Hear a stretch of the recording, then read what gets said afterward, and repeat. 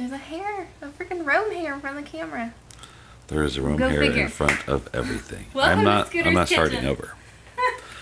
I wanted to do a video tonight because I'm making something up off the top of my head, and sometimes those are my best masterpieces. I'm making herbed roasted chicken thighs over top of our last few garden potatoes. That's the end of them? Yes, it is. We have purple potatoes and some Yukon Gold. You could use whatever potato you want. I'm not supposed to talk. You can talk. Oh, good. Good. So, herbed chicken thighs roasted over top of the potatoes. Then that's going to be served over top of garlic brown rice. And then poured over the top of that is a mustard gravy. I've never made this before, but I've been thinking about it today, came up with it in my head. So we're going to see what it's like, and I'm bringing you guys with me. Let me show you what I'm doing. So for starters, I halved most of my potatoes. The purple ones were a little bit bigger, so some of the Yukon Gold I could leave whole. And a fun little story about these purple potatoes is they were grown from a bag of purple potatoes that came from Florida when we went and vacationed there with my brother. While we were vacationing down there, we'd bought some purple potatoes from the store, and they started sprouting the next day. So I put them in my luggage and brought them home. And then I grew them in the garden. But aren't they so beautiful? I love purple potatoes. Anyways, so I'm going to be baking this on my oven, 350 degrees convection roast. I have not cooked with that before, so I want to try it out. So if you're normal, just your typical standard oven, I would bake it at 375. Timing, I'm not going to be too sure about. If I was baking this on regular bake at 375, I would start out at probably 45 minutes, but knowing I could go up to an hour and a half. This, having not done this before, I know it does cook faster, so I'll update the time at the end of the video. I'm going to bake this in a copper pan because I have 8 chicken thighs I want to bake. Also, I know this is going to be leftovers, and I have a lid for this, and I can just put the whole thing in the fridge. I'm going to season these potatoes. I'm going to dredge them with just a little bit of extra virgin olive oil. Season them with some Himalayan pink sea salt and my herb blend that I'm putting on my chicken. And I'll bring you back for that. For my herb blend, I have parsley, thyme, ground sage, rosemary, some basil I dried from the garden. I have good lighting. I have a light from my brother, but I haven't set it up yet. So I have, here's my parsley, rosemary, ground sage, thyme, and basil. This is according to what we like to eat. We love a lot of parsley. We love a lot of rosemary. Thyme, a little goes a long way in my opinion, and ground sage, because it's ground, I know it'll go far. So I'll just mix these up, and then I will sprinkle the sea salt and crack the black pepper on everything fresh. So I'm gonna have sprinkled just a little bit of my herbs over top of my potatoes, and then the chicken will be rubbed with that salt and pepper. So I'll bring you back when everything's in the pan and ready to go in the oven. I just wanted to bring you back to show you the potatoes seasoned, dredged in olive oil, seasoned heavily with salt, a little cracked pepper, and a little sprinkling of my herb mix. And over here I have the bottoms of my bone-in, skin-on chicken thighs seasoned with salt, pepper, and my herb mix. And I wanted to add, the reason I'm not doing olive oil on this is because the chicken skin has enough fat. I don't trim any of the fat off. That's just how we like it. So I don't want it to taste like olive oil. I want the chicken skin to render on itself. Plus those potatoes have some olive oil, so there will be some of that flavor that comes up through. But I want it to be a simple, kind of like farm to table type meal. I'll flip these over and I'll do the other side with salt, pepper, and my herb mix. Also note, the reason I'm not doing any onion powder or garlic in this recipe is because I don't want anything to burn in my oven, and those can tend to burn easily. So again, just keeping it simple, but my rice will be garlicky. Okay, this is going in the oven, my 350 convection roast setting. I'm going to set a timer for 35 minutes just so I can check it, make sure nothing is getting too toasted or burnt on top. If so, I can cover it with a lid or foil.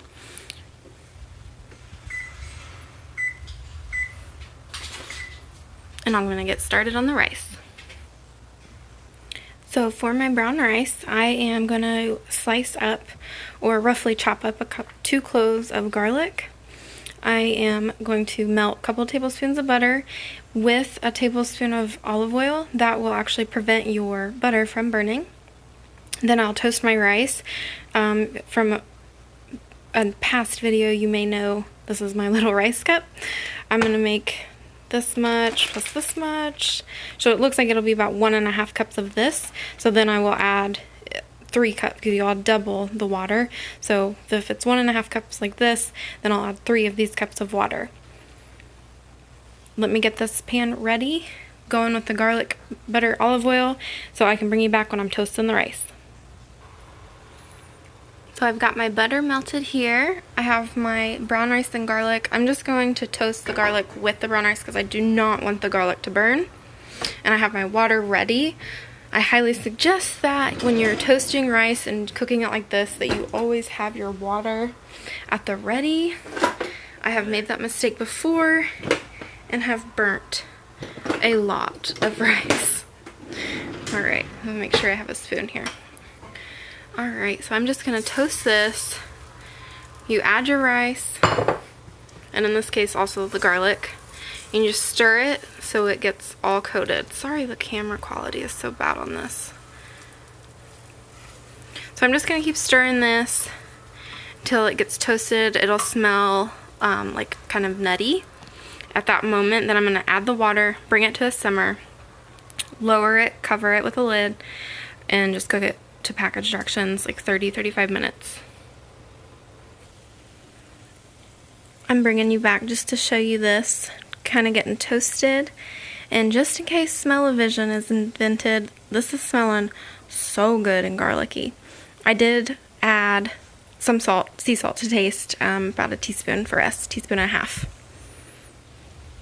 I'm gonna add the water and get this cooking. My rice is simmering away. I've only got a couple minutes left on my chicken and potatoes, but I can already tell that it's gonna need a lot more time. So I just thought I'd bring you in. Oh, Romy says hi. Hi, everybody. Hi. Okay, back up, buddy. So I just wanted to show you what it looked like as of right now, and I'm definitely gonna be increasing the time. Oh, now Mr. Jealous says hi too. Hi, Odie. Hi, Odie. You got back up, buddy. Go on. Go lay down. Go on. Okay. So, oh my god, it smells so incredible. Alright, so my skin is getting delicious looking and crispy. But I'm going to start my timer for, honestly, another 30 minutes. So I would say an hour convection time at 350. And I could have done a higher temp and probably done lesser time, but I'm trying really hard to not let anything burn. Okay, so let's see, we only had like a minute left, so I'm just gonna go ahead and do another 30 minutes. I'll bring it back, and then this should be done in about 20 minutes, and it'll hang tight. It'll stay warm. Rice will be fine. And then I'll bring you back whenever I'm ready to start making the mustard sauce. I just shut my timer off, so I want to check the chicken. So it's been 35 minutes plus another 30 minutes. Okay, and it is not getting brown enough to my liking. So I am definitely going to be putting it in there for longer, but I want to check the temperature. And I'm only doing this because I've never cooked with convex oven before. So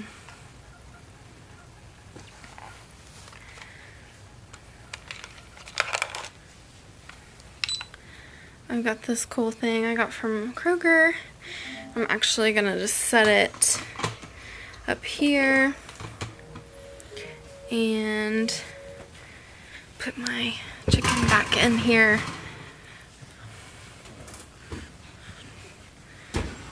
I don't want to lose my oven heat. Well, it says 171, so we're good there. So what I'm gonna do,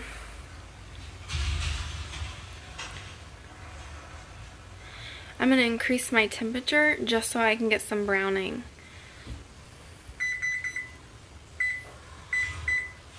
I'm gonna do 425 actually. Start that. And it always starts at such a low temperature when I know it's just been at 350, so I don't know what's going on with that, but we'll learn together. See if you can see in there. Anyways, so I'm gonna set my timer. I mean, I know the chicken is done. I'm literally just waiting for it to brown. So I'm just gonna be watching it like a hawk, and I'll bring you back. So while I'm waiting for that chicken to brown, I am going to start making my mustard sauce or mustard gravy, whatever you want to call it. I've got a couple tablespoons or so of butter melted, and I am just adding a couple heaping tablespoons of flour.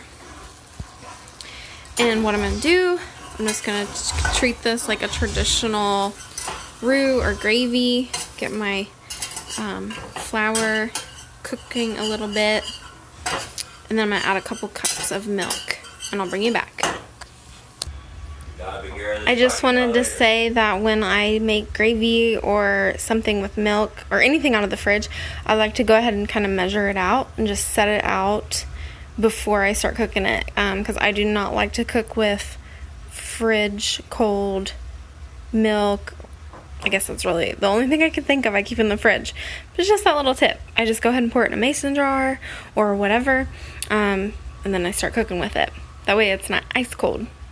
I wanted to bring you back to show you that I'm not making a gravy. I want it to be like a sauce. So it will be a little bit thinner than a gravy. I'm going to go ahead and add my salt and pepper that I've already just measured out. This is to taste. I did use fresh cracked pepper. Why is it sticking in my bowl? Sea salt and fresh cracked pepper. Because you keep in mind when you're making like a sauce based on like a gravy, the spices are going to thicken it up. So I always like to have, like, I had a couple cups of milk measured out, but I'm leaving a little bit. Because if this gets too thick, I don't want to have to add ice cold milk from the fridge. So I'm just going to kind of let this cook some more to thicken up a little bit more. It's a little too thin right now. And then I will add my mustard, and actually I'll show you what I'm adding. I'm gonna add some Dijon mustard and just a little bit, like I'll start out with like a 1/4 teaspoon of some horseradish. I'm adding this because I don't have spicy brown mustard. And just like that, literally maybe less than 30 seconds, my sauce thickened up. If you can see how thick that is. And you turn the temp down to low. So I feel like right now I'll probably end up adding my last like 1/4 to 1/8 a cup of milk. But I'm going to add my mustard, whisk that in, and see where we're at. And I am going to add the mustard without recording because I'm sure the sound is going to be quite unpleasant and extremely loud.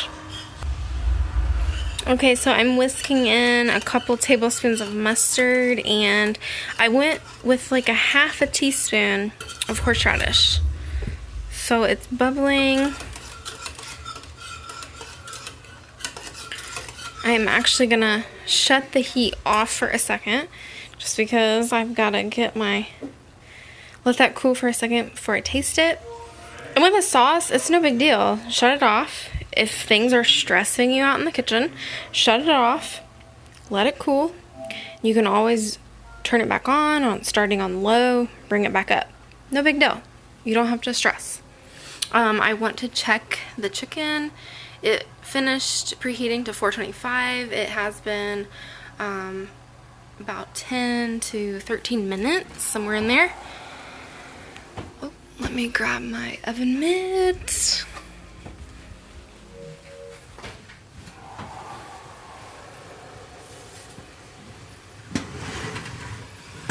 Okay, we are looking way more delicious.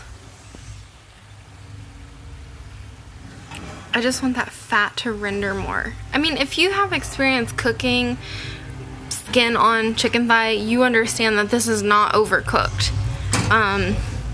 Like if this had been chicken thighs or chicken breasts, I mean, I would have done burnt everything. But the fact that I have it sitting on top of potatoes, I have 8 chicken thighs in here, it's not going to be a dry piece of meat.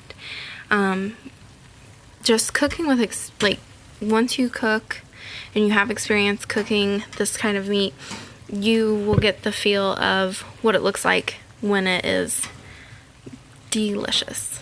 So I'm gonna put it in for a few more minutes. I may even increase the heat just because I'm getting impatient.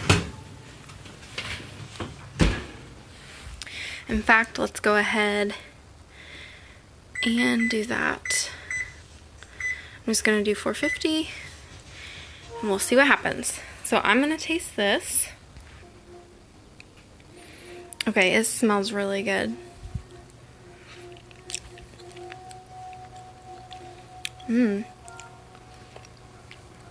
Okay, it's good and mustardy, but it needs some more. So I'm probably gonna add, oops. Look, it's not making the gross sound. I'm gonna add another tablespoon and a half or so of the Dijon. And honestly, I'm gonna add a little more horseradish.